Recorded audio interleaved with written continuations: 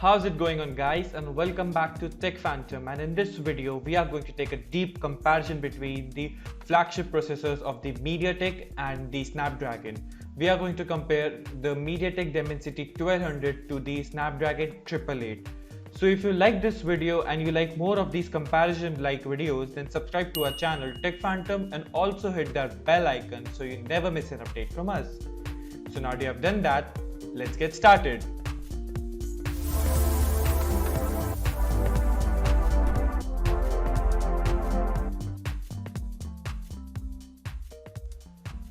So starting off with the launch date, the Snapdragon was launched in December 2020, whereas the MediaTek Dimensity 1200 launched a month later in 2021 January. Now, if we talk about the CPU architecture, the 888 is a octa-core Cryo 680, whereas the Dimensity is a ARM based octa-core processor. Now, if we talk about the CPU performances, how the cores are divided, then the MediaTek Dimensity has a lower one on this side. The Snapdragon has a one core of 2.84 GHz Cortex-X1 and 3 cores of 2.48 Cortex-A78, 4 cores of 1.8 GHz Cortex-A55. Now, whereas the Dimensity has a different one over here with one main core of 3 GHz Cortex-A78, 3 cores of 2.6 GHz Cortex-A78 and also 4 cores at 2 GHz of Cortex-A55. On the processor fabrication, on which how the processor size is, then the Snapdragon wins over here with a 5nm, whereas the MediaTek Dimensity is a 6nm processor. Now it comes better when in terms of the battery life, and the Snapdragon will perform better.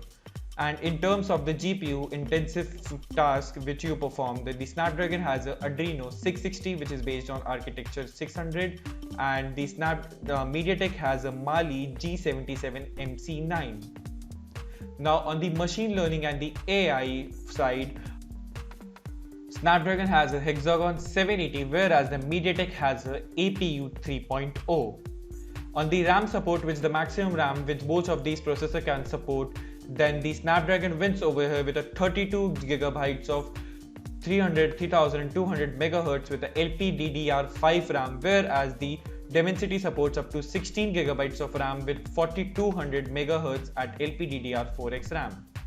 On the maximum display quality, which both of these can support, is 4K at 60 FPS QHD Plus at 144Hz refresh rate, and HDR10 Plus, HDR10 Dolby Vision and HLG are available on the Snapdragon, whereas the Dimensity only has a Full HD Plus at 168Hz and QHD Plus is 90Hz.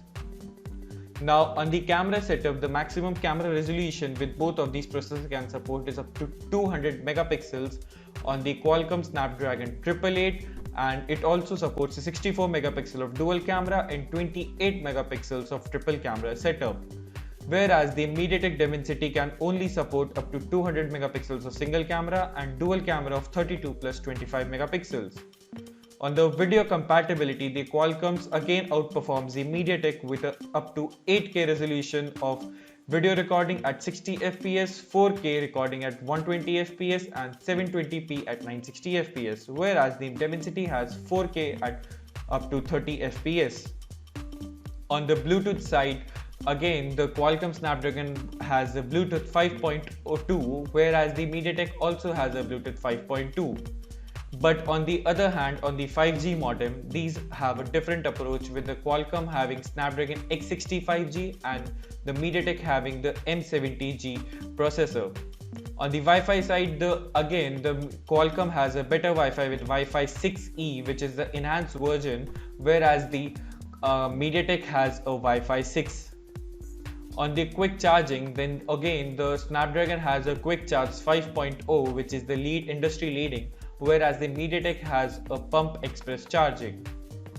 Now closing on with this, the Antutu scores, benchmark Geekbench scores, then the Qualcomm scores a 7,31,000 score on the Antutu bench, whereas the MediaTek scores a 6,13,000.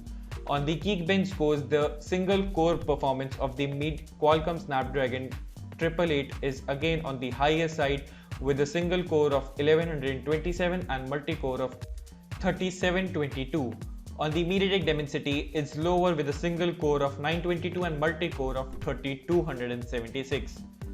Now, in my opinion, the Snapdragon 888 simply crushes out the MediaTek Dimensity 1200. Now, what do you think about this processor?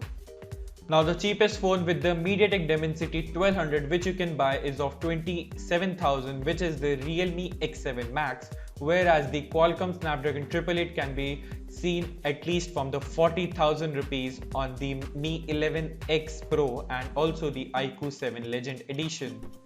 So which one are you going to buy? You can also check out the cards in the link in the description below for more comparisons.